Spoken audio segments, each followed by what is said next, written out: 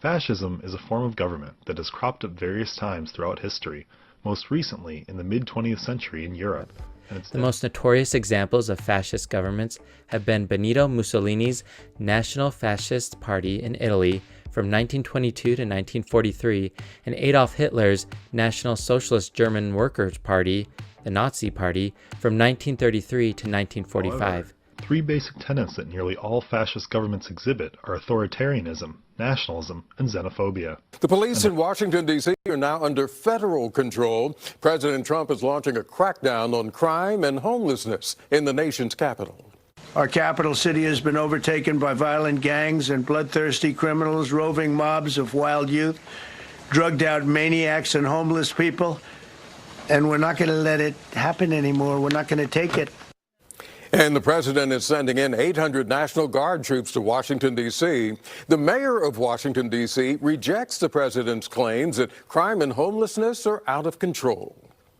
Crime isn't just down from 2023, it's also down from 2019, before the pandemic, and we're at a 30-year violent crime low. And tonight, President Trump is deploying 2,000 National Guard troops despite the governor's objections. Hundreds of protesters have been blocking traffic, including a law enforcement bus. Tonight, active duty U.S. Marines officially in L.A. with a mission to protect federal. The protests in Los Angeles fall far short of rebellion, ordering control of the troops be returned to California Governor Gavin Newsom. He is not a monarch, he is not a king, and he should stop acting like one. But then your Secretary of State says everyone who's here, citizens and non-citizens, deserve due process. Do you agree, Mr. President? I don't know. I'm not a lawyer. I don't know. Well, the Fifth Amendment says I don't know. It might say that, but if you're talking about that, then we'd have to have 1 million or 2 million or 3 million trials. I've never seen anything like this in 31 years of practice. Stephen Futerall is just one of more than 200 lawyers speaking out against the federal government's attempts to deny due process. Under our leadership, while concerns mainly stem from recent mass deportations, Futerall warns that attacking due process for some could lead to a loss for all, not being provided notice of rights or the chance to be heard by a judge. In the criminal context, that means that people can be arrested and consequences imposed upon them without even having an appearance in court whatsoever. Futerall says within hours of taking the oath of office, I declared a national emergency on our southern border, and I deployed the U.S. military and border patrol to repel the invasion of our country. And what a job they've done. I want them to focus on the cities, because the cities are where you really have what's called sanctuary cities, and that's where the people are. Biden allowed 21 million people to come into our country. Most of those people are in the cities, all blue cities, all Democrat-run cities. Day 212 of the second Trump administration. Over the last 7 months, we have seen this White House make so many changes to our government, both what it does and how it works. Tonight, we're going to start with one of the biggest of those changes, and that is how Trump is transforming federal law enforcement. One of the first examples that we saw is what happened in Los Angeles earlier this year. Weeks as mass federal agents and National Guard troops, even the United States Marines, made their way through the city. They were conducting immigration raids. They were supposedly protecting structures, and they were facing off against protesters. And of course, now we're seeing the next step in Washington, D.C. The National Guard and federal agents are patrolling the streets there, and more Republican governors have agreed to send some of their state's National Guard troops to Washington, D.C. as well. The White House has bragged about the federal takeover, resulting in more than 450 arrests, but as the Washington Post reports, it's not actually clear who has been arrested, for what, and by whom. Very clear, though, what we have seen in L.A. and in Washington, D.C. is just the beginning of all of this. Do not take it from me. Border Czar Tom Holdman told me as much directly about what was happening in L.A., and that there would be raids happening every single day. They want to do this in other cities throughout the country. They've said that, but that is not the only way that they are overhauling federal law enforcement. Current and former FBI officials tell my colleague Ken Delanian that the administration wants the FBI to focus more on violent crime, which leaves fewer resources to focus on terrorism, on hackers, on spies, on white-collar fraud, on public corruption, even on child sex crimes. Look at this photograph. However, and Donald Trump just appointed Missouri Attorney General Andrew Bailey to be Dan Bongino's co-deputy director of the FBI. For people unfamiliar with Bailey, here's what the Kansas City Star's editorial board said about the news. It is difficult to wish Bailey luck in his new post. We expect that his task in the new job will be to push the legal limits of the FBI's considerable powers in order to go after the president's rivals and wage ideological warfare. That is, after all, how he used his platform in Missouri. And the first aspect fascist states often possess is authoritarianism. This means that fascist states are ruled by a strong central government, and the public or other branches of government are given no avenue for removing the central authority. As such, fascist states are often dictatorships or oligarchies. The nature of this singular leadership structure often leads to the development of cults of personality around the leader or leaders and his ideals. Core fascist ideologies and goals similar to those of Hitler and Mussolini are still present in populist organizations today and continue to shape fascist movements in countries around the world, particularly where their leaders are, number one, someone who claims to speak for a whole nation or group. 2, I am your voice. Group. 2, is utterly unconcerned with the rights of others. And 3, is willing to use violence and whatever other means are necessary to achieve the goals he or she might have. I don't incite violence. Knock the crap out of him. Like to punch him in the face. I don't condone violence, and I don't talk about violence. I would have done well, but I would have been boom, boom, boom. I'll beat that. I don't know if I'll do the fighting myself or if other people will. Maybe he should have been roughed up, because it was absolutely disgusting what he was doing. If you see somebody getting ready to throw a tomato, knock the crap out of him, would you? Seriously. Like to punch him in the face, I'll tell you. Try not to hurt him. If you do, I'll defend you in court. Don't worry about it. In the good old days, this doesn't happen because they used to treat them very, very rough. And when they protested once, they would not do it again so easily. We become weak. And you know what? The audience swung back. And I thought it was very, very appropriate. The audience hit back. And that's what we need a little bit more of now. Part of the problem and part of the reason it takes so long is nobody wants to hurt each other anymore, right? I don't know if I would have done well, but I would have been out there fighting, folks. I don't know if I would have done well, but I would have been boom, boom, boom. I'll beat that. Do you plan on paying for the legal fees of this older gentleman in North Carolina who sucker punched the protester? From what I understand, he was sticking a certain finger up in the air. And it's possible you could help him with legal fees if this man needs it. I've actually instructed my people to look into it, yes. Indeed, fascist leaders often depend on popularity and the popularity of their message to first gain notoriety or grab onto power. Fascism is a complex and mutable political ideology, but is typically defined as a far-right, authoritarian, ultranationalist political ideology and movement.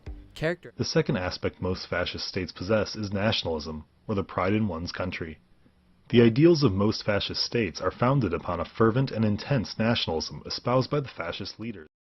Both capitalized on feelings of mass unrest as well as outsider narratives for a reinvigorating return. Perhaps their most effective tactic was stoking fears about immigration and their country's futures.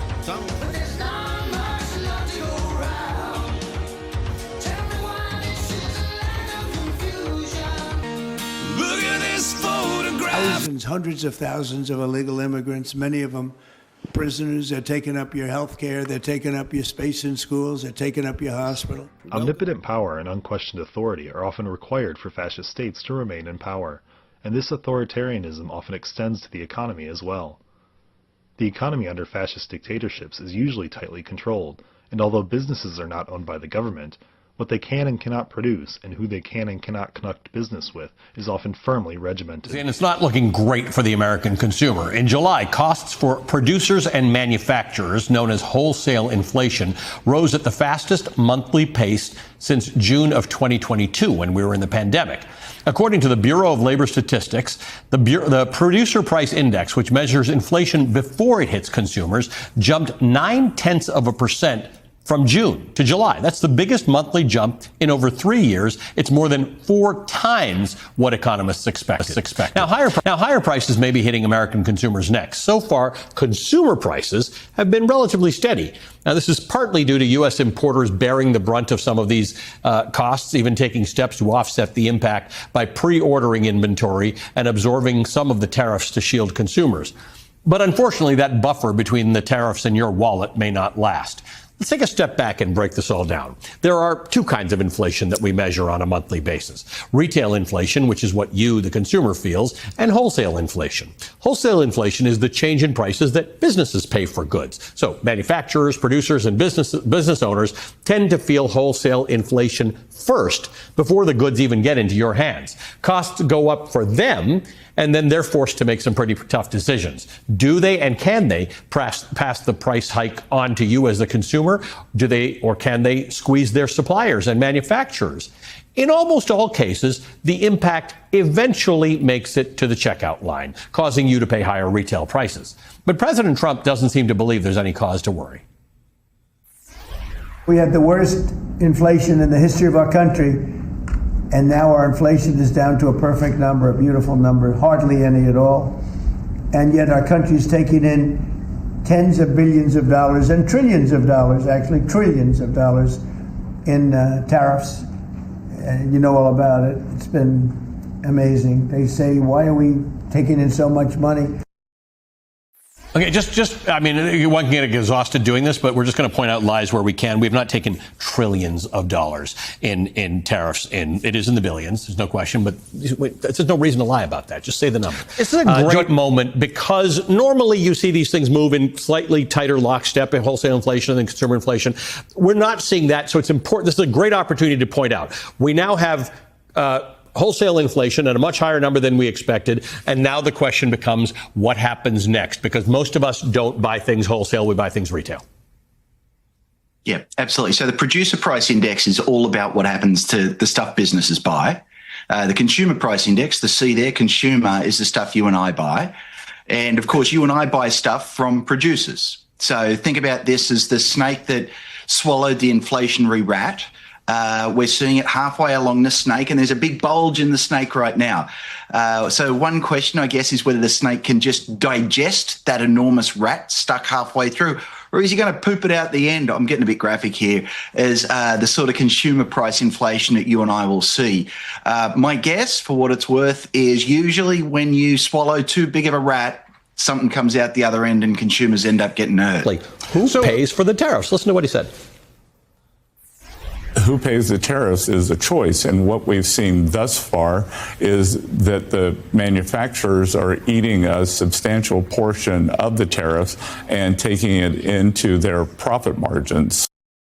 So just when Donald Trump is lying about trillions, that's a lie. This is not a lie. He's making an interesting point. It's a choice, but it's not your and my money. It's not a choice for you and me. Someone else will make the decision if a tariff is paid as to whether you and I are paying it.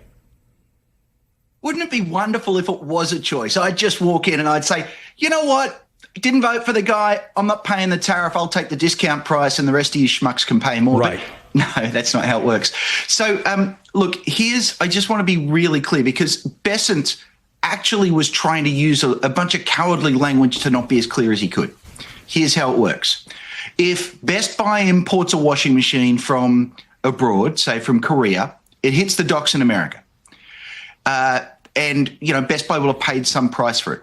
At this point, Best Buy can only get that washer out of customs if Best Buy pays the tariff. Correct. That's it. They're going to have to pay $100 to get it out. So at a literal level, Best Buy sends the check on. Now, economists don't look at what's literal. We then say, well, how does everything get connected here? So there are actually 4 possible things that could happen. The first is, in order to maintain market share, Samsung could cut the price they charge Americans. Turns out we have very good data on that. It's called the Import Price Index. Yep. The Import Price Index hasn't fallen a penny, which means foreign companies aren't bearing a penny of the imports. Second thing that could happen is Best Buy could pay the extra $100 and then it could jack up its price to consumers. By $100, Best Buy comes out okay. We've seen a little bit of that, but not very much. So that tells us it must be the third thing. And the third thing is Best Buy's margins get compressed. And this is why you've heard things like Ford talking about $1 billion write-off for tariffs.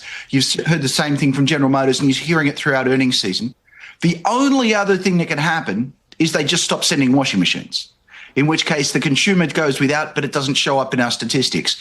So the important point to realize here is foreigners are paying zero of our tariffs. At the moment, the battle is between will it be companies that pay them, but those are companies owned by Americans, or will it be you and I who pay them at the store? Again, you and I are Americans, but there's no doubt Americans are paying the tariffs at this point. Yeah. Fascists often advocate for the establishment of a totalitarian one-party state and for a dirigist economy with the principal goal of achieving autarky, national economic self-sufficiency, through protectionist and economic interventionist policies. The Trump administration has quietly moved to put new tariffs on hundreds of items, including many that you use every day, from butter knives to spray deodorants and even some furniture. All these items contain steel and aluminum. They were previously excluded from Trump's 50% tariff, but that is now changing. Yeah, Brianna, look, this is a major expansion of tariffs, and it's one that impacts items on store shelves across the country. Now, as you might remember, a few months ago, the president slapped a 50% tariff on steel and aluminum. Originally, this massive tariff applied to just the raw materials, but now it is going to apply to a wide range of goods that contain steel and aluminum. This impacts more than 400 product categories. Now you might be thinking, why should I care about steel and aluminum tariffs? Well, it turns out a lot of the items that we all own contain a lot of steel and aluminum. This is going to impact everything from, as you mentioned, butter knives, but also baby strollers, spray deodorant, fire extinguishers, and furniture. All of these items are now going to be more expensive to import into the United States, but also some industrial items are impacted too. Wind turbines, cranes, bulldozers, also rail cars. And it does make you sort of wonder how massive tariffs on all of those industrial items are going to impact the president's goals of trying to have American energy dominance and also to try to help it become more affordable for people to achieve the American dream of home ownership. We've also know that a wide range of companies have already warned that they plan to raise prices because of tariffs, or they already have, right? Everyone from now, the Trump administration, they say that the goal here is to try to revive the steel and aluminum industries and also to try to shut down avenues to evade tariffs. But I got to tell you, Brianna, analysts say that this is just going to add even more inflationary pressure at a time where we know inflation is moving in the wrong direction. And we also know a lot of people are very frustrated with the cost of living. Officials in the Trump administration, the president himself, have argued that other countries are going to pay those tariffs because foreign exporters are going to slash their prices to try to keep their U.S. market share. But look, that is not showing up in the data. If exporters were slashing their prices, you would expect to see a drop in U.S. import prices. But that's not happening. In fact, we're seeing the opposite, with U.S. import prices rising by a stronger than expected amount between June and July. And keep in mind, this is the price of goods before tariffs are imposed. So again, they're moving higher, not lower. And that's why investor Bob Elliott, he said, look, it's becoming increasingly clear that foreign producers are not absorbing much of the rise in duties. The result is U.S. companies and consumers footing the bill. In order to strengthen the fascist central government's authority, fascist states often also possess a personal detachment of foot soldiers or spies apart from the regular military. These special police are often tasked with maintaining the central government's authority through intimidating or arresting opposing politicians. At times, these forces will often even terrorize the country's own citizens, especially those with a history of political activism or family members with such history. Years. New York Attorney General Letitia James and California Senator Adam Schiff. Martin is a Missouri politician. He's a lawyer. He's leading these investigations, even though before this year he had no prosecutorial experience whatsoever. According to some definitions, fascism rejects assertions that violence is inherently bad and views imperialism, political violence, and war as a means to national rejuvenation. I also have a message tonight for the incredible people of Greenland. We strongly support your right to determine your own future. And if you choose, we welcome you into the United States of America. We need Greenland for national security and even international security, and we're working with everybody involved to try and get it.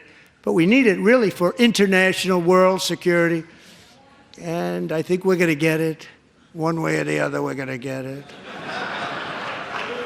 We will keep you safe. We will make you rich, and together we will take Greenland to heights like you have never thought possible before. Are 3 guided missile destroyers deploying off the coast of Venezuela. It's all part of President Trump's plan to help combat drug cartels in Latin America. Yeah, Andrew, well, while the world has been focused on these peace talks that President Trump is attempting to broker between Russia and Ukraine, the U.S. has slowly been building up a large military presence in the Caribbean near Venezuela. A source familiar told Scripps News that the move is part of President Donald Trump's effort to combat those threats from Latin America. Fascism's extreme authoritarianism and nationalism often manifests as belief in racial purity or a master race, usually blended with some variant of racism or bigotry against a demonized other, such as what was... All illegal entry will immediately be halted, and we will begin the process of returning millions and millions of criminal aliens back to the places from which they came. We will reinstate my Remain in Mexico policy.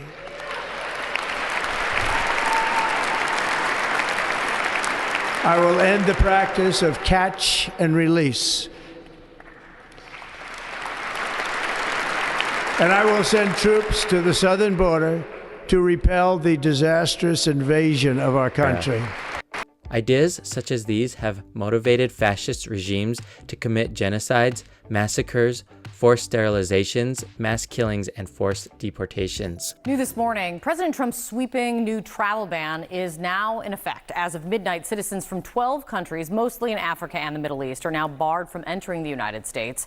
And people from 7 other nations now face new travel restrictions. Characterized by a dictatorial leader, centralized autocracy, militarism, forcible suppression of opposition, belief in a natural social hierarchy, subordination of individual interests for the perceived good of the nation and race, and strong regimentation of society and the economy. And today we're breaking down some of the most unsettling comparisons that can be made between the respective reigns of U.S. President Donald Trump and German Führer Adolf Hitler. As you probably already know, the 2020 United States presidential election didn't exactly go President Trump's way, and he sort of made a big deal about it. A dramatic return to power after political exile. Joe Biden has won the American presidential election. But let's contextualize the 1923 beer hall putsch a little further and demonstrate how it shares eerie parallels with the January 6th Capitol insurrection. The November President Trump's 2020 re-election effort was unsuccessful, and he encouraged his followers to storm the Capitol building and put a stop to the certification of the results. Though different in scale and context, both events were test runs for deeper anti-democratic impulses, and the symmetrical nature of their trajectory is yet another sobering coincidence. Donald Trump reclaimed the White House after 4 years of tireless campaigning. It could be argued that Trump's comeback campaign after 2020 mirrors Hitler's reemergence from the wreckage of the botched beer hall putsch of 1923. Do you see the cult of personality? And just as Hitler rejected the Treaty of Versailles, Trump has dismissed NATO, NAFTA, the Paris Accord. Virtually any deal not branded Trump is deemed illegitimate. I was very much involved in this. When I first got elected at the very beginning, first term, I got hundreds of billions of dollars put into NATO. NATO had no money because they hadn't paid for years. And I said, look, if you don't pay, and we're not going to be a part of NATO, we're not going to protect, we're not going to do what we're supposed to do. And the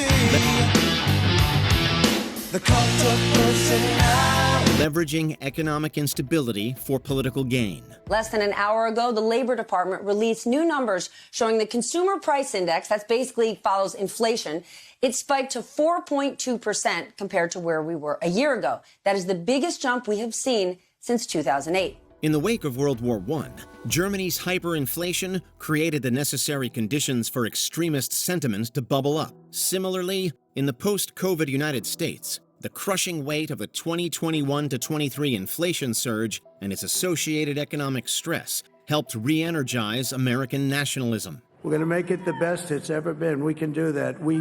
If we had to wait longer, I don't know. It was going bad, and it was going bad fast. We're going to have to seal up those borders, and we're going to have to let people come into our country. We want people to come back in, but we have to let them come back in, but they have to come in legally. Of course, haters and elder statesmen. So I've decided the best way forward is to pass the torch to a new generation. It's the best way to unite our nation. You know, there is a time and a place for long years of experience in public life. There's also a time and a place for new voices, fresh voices, yes, younger voices. Germany had Hindenburg. America had Biden. Paul von Hindenburg was the president of Germany from 1925 to 1934. Of propaganda and fake news. Both Adolf Hitler and Donald Trump share the dubious distinction of having mastered the new media of their time to shape public opinion and vilify opposition. National Public Radio, or NPR, and 3 of its local stations sued the Trump administration Tuesday over its attempts to deny them congressionally appropriated funds. President Trump signed an executive order on May 1st, which ended federal funding for NPR and the Public Broadcasting Service, or PBS, over what he claims is bias in their programming. Their respective friend groups. There was nobody tougher than me with Russia, and yet I got along with Putin. Let me tell you, I got along with him really well. And that's a good thing, not a bad thing. He's got 1,700 nuclear missiles, and so do we. But look, that's a good thing. Getting along is okay. But I got along through strength. Maybe this shouldn't be at all surprising. When given the chance to denounce the racism on display at the 2017 Unite the Right rally, Trump instead claimed that there were, quote, very fine people on both sides. So it's not exactly shocking that he tends to praise autocrats like Russia's Vladimir Putin, China's Xi Jinping, and Hungary's Viktor Orban, leaders he regards as effective rather than dangerous. Viktor Orban said it. He said the most respected, most feared person is Donald Trump. We had no problems when Trump was president, but when this weak, pathetic man that you saw at a debate just a few months ago, that if he weren't in that debate, he'd be running instead of her. She got no votes. He frames their despotic traits not as a threat to democracy, but as a model worth emulating. History witnessed something similar in the lead-up to World War II when Adolf Hitler wrote admiring letters to Italian dictator Benito Mussolini, lauding his leadership and expressing interest in joining forces under an oppressive shared vision. Expansionism, conquer or die. What I'd like to see, Canada become our 51st state. We give them protection, military protection. We don't need them to build our cars. I'd rather Once see... Donald Trump returned to power as the 47th president in 2025, his fascination with territorial expansion was quickly reignited, targeting, oddly enough, Canada and Greenland. In moves that baffled economists, politicians, and laymen alike, Trump floated the idea of annexing Canada as the 51st state and expressed a profound interest in acquiring Greenland from Denmark. But we've been dealing with Denmark, we've been dealing with Greenland, and we have to do it. We really need it for national security. I think that we really need Greenland for national security. It's very important. You know, we have a couple of bases on Greenland already, and we have quite a few soldiers, and maybe you'll see more and more soldiers go there. I don't know. While dismissed by some as political theater, these gestures echoed a far darker precedent. Adolf Hitler's 1938 Anschluss, the annexation of Austria that marked the beginning of his quest for a, quote, greater Germany. For both men, expansionist rhetoric wasn't just about geography. It was a tool for stoking nationalism, consolidating power, and projecting dominance beyond their borders. The Pandora's box problem. President Trump, one thing, the president was aware of Israel's action before it happened. There were no surprises here. But he gave me a quote. He said, Iran cannot have a nuclear bomb.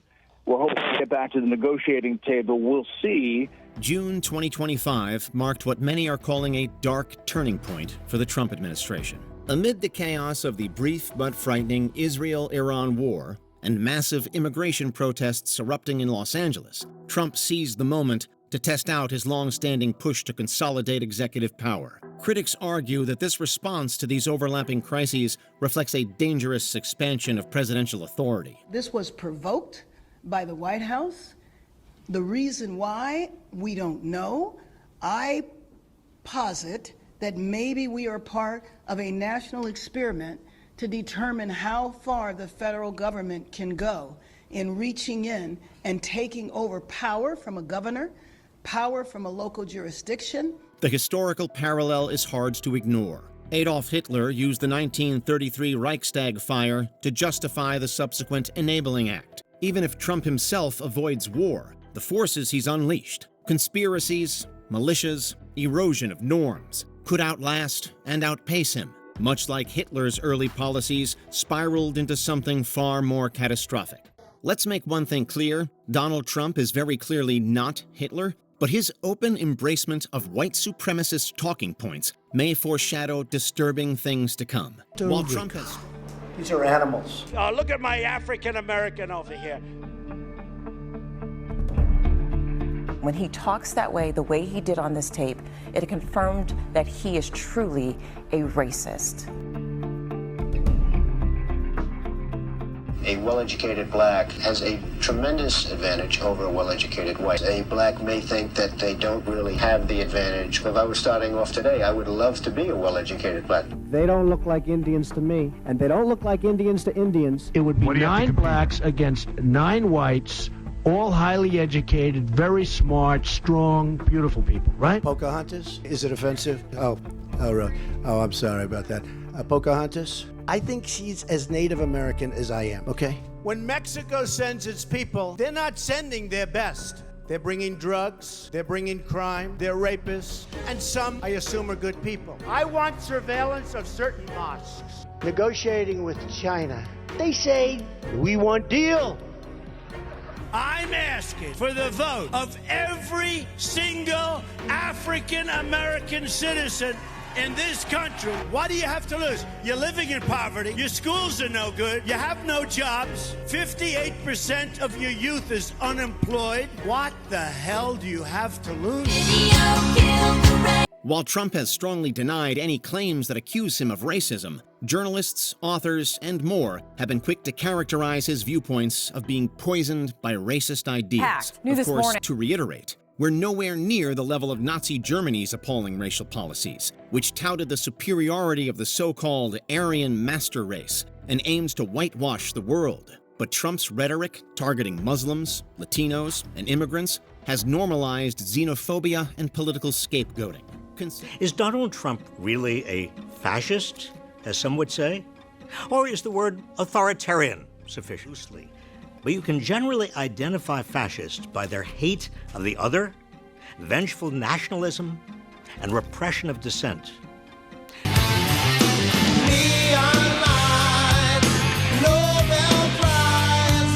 To fight these ideas, we need to be aware of what they are and how they fit together. Let's examine the 5 elements that define fascism and what makes it distinct from and more dangerous than authoritarianism. First, the rejection of democracy in favor of a strongman. Second, stoking rage against cultural elites. Hell. Third, nationalism based on superior race and historic bloodlines. Fourth, extolling brute strength and heroic warriors. Fifth and finally, disdain of women and LGBTQ+ people. History is in your hands. The power is in your hands. The idea of America lies in your hands. We just have to keep faith, keep the faith, and remember who we are. She even got me on camera. I am your voice. I alone can fix it. The out-of-touch media elites the political elites, but the elites who led us from one financial and foreign policy disaster to another. When Mexico sends its people, they're not sending their best. They're not sending you. They're not sending you. You know what they used to do to guys like that when they were in a place like this? They'd be carried out on a stretcher, folks. I'd like to punch him in the face, I'll tell you. Knock the crap out of him, would you? And we fight. We fight like hell. And I think any Jewish people that vote for a Democrat, I think it shows either a total lack of knowledge or great disloyalty. Fascists encourage their followers to scapegoat, expel, and sometimes even kill such others. Our people are tougher and stronger and meaner and smarter. I am your warrior. I am your justice. I am your retribution. I am your retribution. I will ask Congress to pass a bill establishing that the only genders recognized by the United States government are male and female, and they are assigned at birth. They encourage violence. You know, Look in my eyes, what do you see? The cult of personality. Smarter. For the fascist, war and violence are means of strengthening society by culling the weak and glorifying heroic warriors. She even caught me on camera. Fascists worry about disloyalty and replacement by groups that don't share the same race or bloodlines. Authoritarianism imposes hierarchies. It's about order. Fascism's idea of order is organized around a particular hierarchy of male dominance. The fascist heroic warrior is male. Women are relegated to subservient roles. In fascism, anything that challenges the traditional heroic male roles of protector, provider, and controller of the family is considered a threat to the social order. Fascism seeks to eliminate homosexuals, non-binary, transgender, and queer people because they are thought to challenge or weaken the heroic male warrior.